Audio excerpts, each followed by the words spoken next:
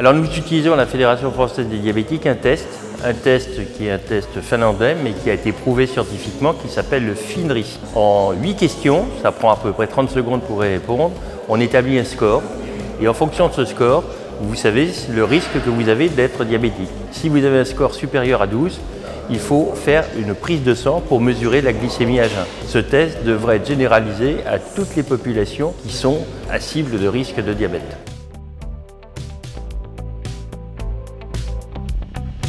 Les dispositifs numériques peuvent soutenir les préventions en matière de santé, mais ce ne sont pas les mêmes en fonction du type de prévention. Il y a la prévention primaire, la prévention secondaire et la prévention tertiaire.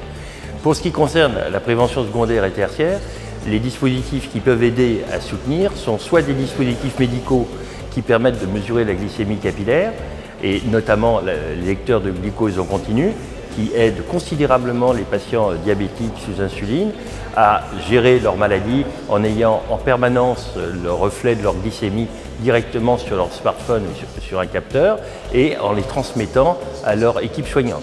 Ça, c'est une avancée formidable.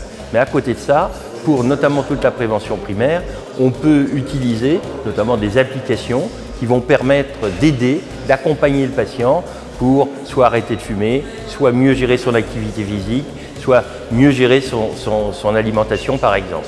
Ces applications, il y en a beaucoup. Le problème, c'est que peu sont validées d'un point de vue scientifique et qu'un certain nombre sont payantes. Mais en vous aidant de l'aide de votre professionnel, de votre diabétologue, de votre médecin généraliste ou des associations de patients comme la Fédération française des diabétiques, vous pouvez avoir accès aux bonnes applications.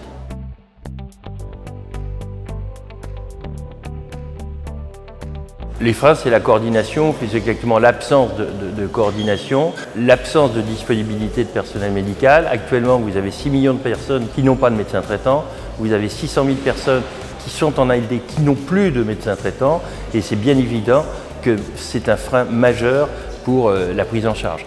Il faut multiplier les coopérations interprofessionnelles et notamment des équipes qui sont autour du patient, avec le patient, ce qu'on appelle les équipes de soins coordonnées avec le patient, ce qu'on appelle les ESCAP.